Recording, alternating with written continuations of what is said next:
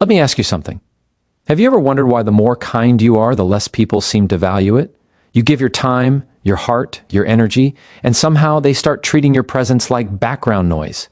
You walk away thinking, maybe I need to be kinder. No, the truth is you're not being too kind. You're being unguarded. You're pouring without a vessel. You're giving love without direction. And when you hand your peace to everyone, someone will always treat it like it's disposable.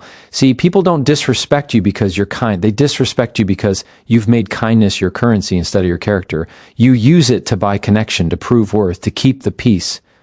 But real peace doesn't need to be purchased. It's a quiet confidence that says, I can love you and still walk away if I have to. That's power. That's spiritual authority. Kindness without boundaries is confusion dressed as compassion. It feels noble, but it teaches others that your time is negotiable, your emotions are open stock, and your energy has no limits. And when there's no limit, there's no value. People respect what they can't easily access. That's not pride, it's principle. Even the divine hides itself in mystery. Why? Because what's sacred must be approached with care. There's a difference between being kind and being available. Kindness is a virtue. Availability is a choice. When you mix the two, you blur the line between generosity and self-betrayal. You start saying yes when your soul is screaming no. You smile when you're drained. You give grace to people who haven't earned your trust. That's not kindness. It's fear disguised as virtue. Detachment doesn't mean you stop caring. It means you stop carrying the weight of people's opinions, their moods, their reactions. You stop measuring your worth by how others receive your goodness. Because when your spirit is anchored, you realize your kindness is a reflection of who you are, not a reaction to who they are. That's where your power lives, in the stillness that refuses to be shaken by anyone else's chaos. And here's the secret. When you become emotionally and spiritually detached, your kindness gains authority. It no longer begs to be seen. It commands respect. People start to feel your boundaries before you ever have to speak them, because energy speaks before words do. You walk into a room with quiet certainty and suddenly people adjust, not out of fear, but out of reverence. So stop trying to make everyone comfortable with your kindness. Start being comfortable with your own calm. Let people earn the right to experience your generosity. Let your silence teach more than your explanations ever could. Because the strongest souls aren't the ones who love the loudest. They're the ones who can love without losing themselves. Unbalanced kindness invites misuse because when kindness is given without discernment, it becomes something people consume instead of something they cherish. The heart that gives endlessly without wisdom eventually becomes invisible. You see, human nature often confuses consistency with availability. When you're always kind, always forgiving, always understanding, some people stop seeing that as a choice. They start seeing it as your duty. They forget that your kindness is a gift, and when a gift becomes expected, it loses its sacredness. There's a spiritual truth hidden here. Every form of light attracts both those who seek warmth and those who crave control. The gentle spirit attracts both the humble and the manipulative. That's why discernment must walk hand in hand with compassion. It's not enough to be kind. You must be conscious of where that kindness flows, because when it flows toward those who only take it, becomes a river drying in the desert. Constant movement, but no growth. True kindness has boundaries not because it is selfish, but because it understands value. You can't keep giving fruit from a tree you never water. Some people will take your kindness as permission to cross lines, to test limits, to see how far they can go before you stand up for yourself. They will interpret your silence as weakness, your patience as surrender, and your grace as ignorance. And when that happens, the problem isn't your heart, it's your lack of calibration. Wisdom says, give but measure the soil. Not every heart can hold your goodness. Not every mind deserves your peace. When you pour kindness into those who can't recognize its worth, you teach them to misuse it. But when you give it selectively, when your kindness is guided by purpose, not pressure, it becomes powerful. It starts to inspire respect rather than entitlement. The truth is, love without boundaries isn't holy, it's harmful. You must know when your compassion is healing someone and when it's enabling them. When you give too much to those who take too easily, you participate in your own depletion. Balance is divine. Kindness, when rooted in balance, transforms lives. But unbalanced kindness, kindness without discernment, becomes the very reason people stop respecting you. because no one values what flows without cost, and no one honors what never stops giving. Even when it should, people value what costs them something, and that truth reaches far beyond money or material things. It's an emotional law. When your kindness comes too easily, too freely, too constantly, people start to believe it will always be there no matter how they act. It becomes background noise, pleasant but unnoticed. What doesn't require effort is rarely appreciated. When people don't have to meet you halfway, they start assuming you'll walk the whole distance for them. And when that happens, your kindness no longer feels like a gift. It feels like a guarantee. The human heart values what it must earn. Respect deepens when someone realizes your time, your attention, your empathy are not things they can just take. They're privileges they must honor. But when you overextend yourself to prove your goodness, you accidentally devalue it. You make kindness feel ordinary in a world that only recognizes effort when there's a barrier to cross. People respect what demands recognition. When they see that you give without question, they stop questioning their own behavior toward you. They stop reflecting. They start taking, this isn't about manipulation. It's about energy. Every act of kindness carries spiritual weight. When you give freely to everyone without discernment, that energy becomes scattered, it loses focus, and in that scattering, it loses power. But when your kindness is deliberate, when it's connected to boundaries, it gains gravity.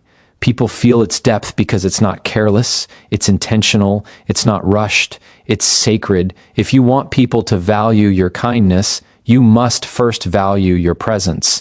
You must understand that your energy, your listening ear, your gentle nature, these are not small things. They are offerings. They are pieces of your spirit. And if people don't have to bring respect, humility, or gratitude to receive them, they'll take your kindness as something owed, not something honored. The greatest kindness is not endless giving. It's mindful giving. It's the ability to give without losing your sense of worth when your kindness costs you peace. It's no longer kindness. It's a transaction that robs your spirit, the people who truly value. You will never want your kindness to come cheap. They'll want to meet it with respect, because deep down, they'll feel what you finally understand. What's freely given is often lightly held, but what's cherished is always protected. Kindness without boundaries isn't love. It's self-abandonment disguised as virtue. When you give endlessly, when you say yes to everything and everyone, what you're really saying is, my needs don't matter. That's not humility. It's quiet self-erasure. True kindness doesn't mean allowing people to take until there's nothing left of you. It means being aware of your limits and loving yourself enough to protect them. You can't pour from a soul that's constantly being drained. When you let others cross lines without consequence, you're not showing love. You're teaching them that your peace is negotiable. Many people confuse sacrifice with compassion. They think the more they suffer for others, the more loving they are. But love that hurts your spirit isn't holy. It's unhealed. Real compassion starts with clarity. It says, I can be kind to you without abandoning myself. That's maturity. Because when you continuously give without boundaries, resentment begins to grow in the quiet corners of your heart. You start to feel unseen, unheard, and unappreciated. Yet the truth is, you taught people how to treat you. You trained them to believe. Your kindness has no edge, no cost, no limit. Boundaries are not walls, they're gates. They don't keep people out, they teach people how to come in. When you say no, you're not rejecting someone, you're respecting yourself, you're showing others that.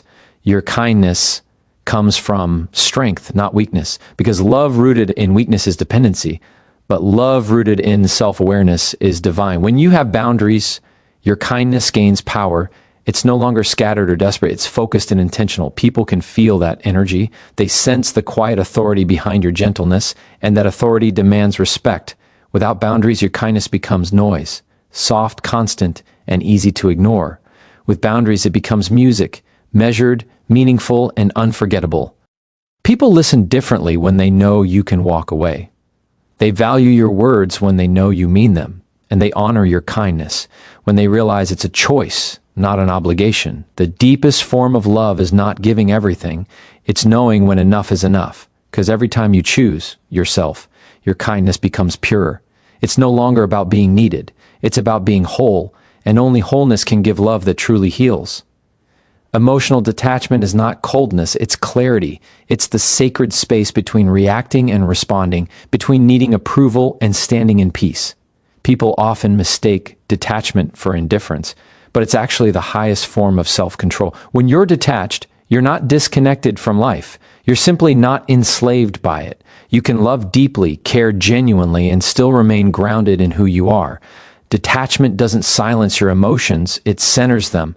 It's the quiet understanding that you don't have to lose yourself just because you care for others. In a world that glorifies emotional intensity, detachment feels countercultural. But it's not about being distant, it's about being disciplined. When you master detachment, you stop chasing validation. You stop letting other opinions dictate your peace. You no longer absorb every criticism or compliment as truth. You become a mirror, reflective, calm, and unmoved by distortion. That's strength, because it's easy to be kind when you're accepted, but it takes divine confidence to remain kind when you're misunderstood. Detachment gives you that confidence. It keeps your emotions in your hands instead of in someone else's pocket. Many confuse attachment with love, but attachment says, I need you to make me feel whole, while love says, I choose to share my wholeness with you. Detachment honors both your emotions and your boundaries. It allows you to care without clinging, to forgive without forgetting who you are, to give without losing your balance. When you practice this, your kindness transforms. It stops being reactive and starts being rooted. You no longer give to prove your goodness. You give because your goodness is already secure. The spiritually detached person doesn't harden their heart, they purify it. They understand that peace doesn't come from controlling people or outcomes. It comes from releasing what's beyond your control. When you're detached, insults don't sting as much, praise doesn't inflate you, and rejection doesn't define you. You become steady, grounded, unshaken. That steadiness radiates power, the kind of power that commands respect without demanding it. Emotional detachment is not the absence of feeling. It's the presence of wisdom. It's knowing what to hold on to and what to release. When you live from that space, your kindness becomes untouchable. People can sense that you love freely, but you belong to yourself completely, and that is where true peace lives. Confidence speaks louder than kindness because people are not only listening to what you say, they're feeling what you carry. Energy precedes words. You can say all the right things, show all the compassion in the world, and still not be taken seriously if your energy whispers insecurity. Confidence doesn't need to announce itself. It simply is. It's the quiet steadiness in your tone, the calm in your posture, the stillness in your eyes. People may not always understand your words, but they always understand your presence. And when your kindness comes wrapped in self-assurance, it earns respect instead of pity. Too often people mistake meekness for weakness because they can sense when kindness isn't grounded in confidence. When you give out of fear of rejection, of conflict, of being disliked, your kindness becomes negotiation instead of strength. It becomes something you use to keep the peace, not something that flows from peace. But when kindness rises from confidence, it carries a different frequency. It doesn't beg to be noticed. It commands to be valued. Confident kindness says, I see your pain, but I will not let it drain me. I'll help you, but I will not lose myself doing it. That energy shifts everything. Confidence gives your kindness weight. It lets people feel that you are kind by choice, not by obligation. It creates a boundary without you ever having to draw a line. Because when you know your worth, you don't have to defend it. You simply embody it. People may test you once, but they won't test you twice. They sense when your calm is not weakness, but control. They sense when your silence is not submission, but discernment. There's a sacred balance between softness and strength, and confidence is what bridges the two. Without confidence, kindness bends until it breaks. But with confidence, kindness becomes a force, gentle yet immovable. It's the kind of presence that doesn't need to shout, doesn't need to prove, and doesn't seek applause. It just exists, firm and unwavering. The truth is, people don't follow the kindest person in the room, they follow the most grounded one, because confidence speaks in ways kindness alone cannot. It tells the world, I know who I am, and I give from overflow, not emptiness. When you overgive, you teach people you're okay being undervalued. Every time you extend yourself beyond what feels balanced, you send a silent message. My needs are secondary, my boundaries are flexible, my worth is negotiable. You may not say it out loud, but energy speaks long before words do. People learn how to treat you by observing what you tolerate. When you keep showing up for those who never show up for you, when you keep giving explanations to those who never listen, when you keep forgiving without change, you're not being kind, you're training others to disregard your value. Overgiving doesn't come from abundance, it comes from fear. The fear of being forgotten, unloved, or replaced. You give too much because you believe that being indispensable will make you irreplaceable, but it doesn't. It makes you invisible. Because when people get used to receiving from you without effort, they stop seeing your effort altogether. Your kindness becomes expected, not appreciated. They don't mean to disrespect you, but familiarity without boundaries always breeds carelessness. It's not malice, it's conditioning. Every relationship, whether personal or professional, is shaped by the energy you bring. When you overgive, you upset the balance. You create a dynamic where you're always reaching and they're always receiving, and soon the relationship stops being mutual. It becomes maintenance. You're constantly fixing, carrying, managing while they simply exist. The tragedy of overgiving is that it often begins with love but ends in exhaustion. You wanted to help, to heal, to prove your loyalty, but in the process you forgot to protect your peace. True generosity doesn't drain you, it grounds you. When you give from self-respect, instead of self-doubt, your kindness becomes sustainable. It has weight, it has direction, it has purpose. You don't give to be seen, you give because it aligns with who you are. And when people sense that, they begin to meet you differently. They stop taking and they start respecting. You teach people how to value your presence by how you value your own energy. Giving is beautiful, but giving without measure is self-erasure. Every time you say yes when your spirit says no, you're making an agreement with imbalance. The moment you stop overgiving, you stop teaching people to undervalue you, and you start teaching them to rise, to meet you where you truly belong. You can be kind and still say no. Those words sound simple, but living them requires deep courage. Many people equate kindness with compliance, as if being a good person means always agreeing, always accommodating, always softening yourself to fit someone else's comfort. But that's not kindness. That's self-neglect wrapped in politeness. True kindness doesn't mean you always say yes. It means your yes is real when you give it. It means you respect yourself enough to decline what doesn't align with your peace. Saying no isn't rejection, it's redirection. It's a way of honoring your energy, your limits, and your truth. When you never say no, you don't just exhaust yourself, you distort the meaning of your kindness. People start to believe your giving is endless, your time is disposable, and your boundaries don't exist. And the more you agree to what drains you, the more you disconnect from your purpose. Every time you force a yes from a place of guilt, you trade authenticity for approval. But kindness without authenticity is hollow. It might look gentle, but it lacks power, because real kindness isn't about pleasing others. It's about being anchored in who you are while still walking in grace. The word no is sacred. It's a spiritual filter that protects what's meant to grow inside you. It's not about closing doors, it's about guarding the right ones. When you say no with love, it carries a different energy. It doesn't hurt people. It teaches them how to value your time, your attention, your presence. It teaches them that your heart is available, but not on demand, that your empathy has depth, but not endless access. Boundaries don't make you less kind. They make your kindness trustworthy, because when people know you can say no, they know that your yes means something. It means you're present, you're willing, and you're whole. That's the kind of kindness that carries authority. It doesn't bend out of fear. It stands in self-respect. The most powerful souls are not those who always give, but those who know when giving becomes self-betrayal. Saying no doesn't make you unkind. It makes your kindness pure. It turns it from a survival habit into a conscious act of strength. Detached kindness transforms relationships because it shifts your focus from seeking approval to honoring alignment. When you no longer use kindness as a way to be accepted, your interactions become authentic instead of anxious. You stop giving to earn love and start giving because love is who you are. Detachment purifies your intentions. It teaches you that your worth isn't tied to someone's reaction, and your peace doesn't depend on someone's understanding. It's not about being distant. It's about being discerning, knowing when to offer compassion and when to protect your spirit. When you're attached to outcomes, even your kindness becomes conditional. You expect appreciation, reciprocity, or acknowledgement, and when it doesn't come, you feel unseen. But when you're detached, your kindness stands alone, steady, silent, and strong. You give without keeping score. You love without losing identity.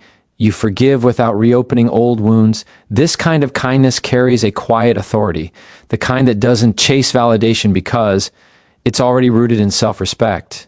People can feel the difference. They sense that you're not trying to prove your worth, you're embodying it. Detached kindness also reveals the truth about people. When your giving is no longer tied to their response, their character becomes clear. Some will pull away when they realize they can't control you. Others will rise to meet you with the same level of respect and maturity. Detachment separates those who value your presence from those who only valued your availability. It purifies connections, leaving only what's real. And that's not loss, it's revelation. This form of kindness is powerful because it doesn't depend on anyone else's behavior to exist. It's a reflection of your inner stability, not your external circumstances. You can stay kind in the face of misunderstanding, calm in the face of disrespect, and composed in the face of chaos, not because you're suppressing emotion, but because you've mastered it. Detachment gives you emotional freedom. It's the ability to remain open without being overwhelmed, to care without carrying, to serve without surrendering your center. In that space, kindness transforms from something fragile into something sacred. It stops being a transaction and becomes an expression of truth. You're no longer driven by the need to be liked. You're guided by the desire to stay aligned. And that alignment, steady, quiet, and unwavering, is what people ultimately learn to respect. Respect is not earned through generosity, but through self-command. The world doesn't respect the one who gives the most. It respects the one who moves with calm certainty. Generosity without strength is often mistaken for desperation, but when it's anchored in discipline, it becomes power. People don't follow you because of how much you do for them. They follow the energy of your composure. That quiet confidence, that unshakable stillness, is what commands respect long after words fade. It's not what you give, but how you carry yourself while giving that defines your influence. When you have self-command, your actions are intentional, not emotional. You don't react out of guilt or fear. You respond from alignment. You choose when to give, how much, and to whom. Not to be liked, but to stay true to your inner balance. And people can sense that. They may not articulate it, but they feel it. They feel that your yes has weight, your silence has meaning, and your presence has authority. That kind of grounded energy creates boundaries without confrontation. It lets others know without a single word that your kindness is not weakness, it's wisdom.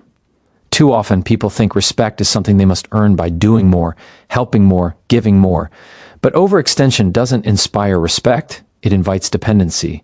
When you overgive, you teach people to when you overexplain, you teach people to doubt your words. And when you overplease, you teach people that your peace is optional. Respect grows only when others recognize that your peace is non-negotiable. Self-command is the art of saying, I can love you deeply, but I will not lose myself loving you. That's strength wrapped in gentleness. The most respected individuals aren't loud, reactive, or easily swayed. They move slowly, speak with intention, and act from clarity. Their power doesn't come from dominance. It comes from discipline. They understand that real control begins within. When you master yourself, you no longer need to prove anything to anyone. Your restraint becomes your roar. Your calm becomes your boundary. Your consistency becomes your credibility. Respect doesn't come from how much you give. It comes from how well you govern your spirit. Because when your kindness flows from command, not compulsion, people stop testing your limits. They start honoring them. Spiritual detachment is strength wrapped in stillness. It's the quiet, knowing that you don't have to chase what's meant for you, and you don't have to beg for what aligns with your peace. This kind of detachment doesn't mean you stop caring. It means you stop clinging. It's the art of standing in love without losing balance, of being present without being possessed by outcomes. Detachment says, I can give, I can serve, I can love, and yet remain whole. That's the essence of inner power. The ability to hold life gently, not tightly. When your spirit is detached, you stop confusing control with care. You no longer try to fix, force, or convince. You trust that everything meant for your growth will stay, and everything not meant for you will fall away, no matter how much you wanted it to remain. That trust creates stillness, and that stillness is strength. Because when your peace is not dependent on people or circumstances, nothing outside of you can shake what's within you.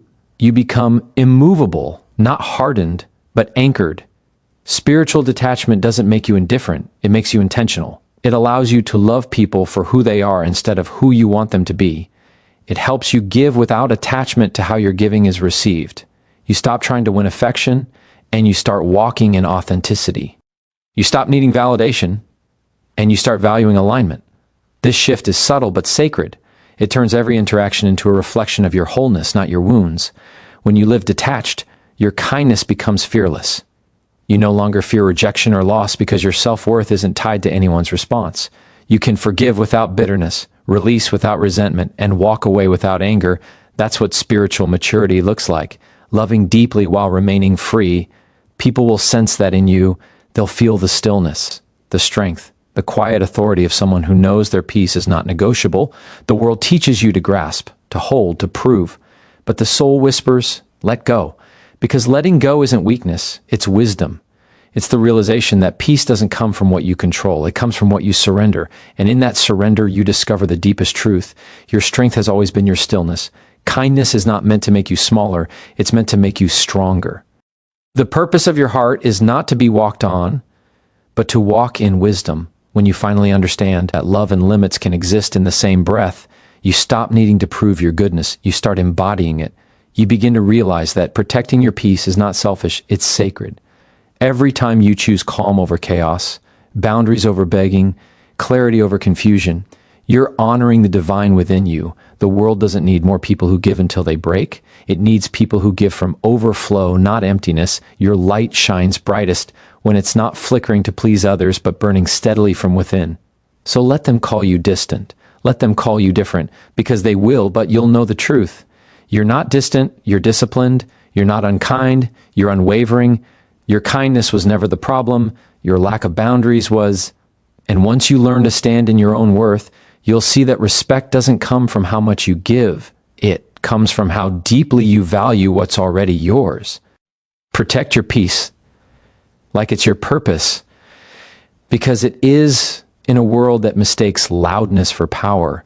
Be the one who leads with quiet strength, the kind of strength that doesn't shout, doesn't chase, doesn't bend, the kind that simply is, because when your kindness is guided by wisdom and grounded in detachment, it becomes unshakable. It stops being something people misuse and starts being something they revere. You were never meant to be everyone's comfort. You were meant to be a reminder of what true peace looks like when it finally learns to stand tall.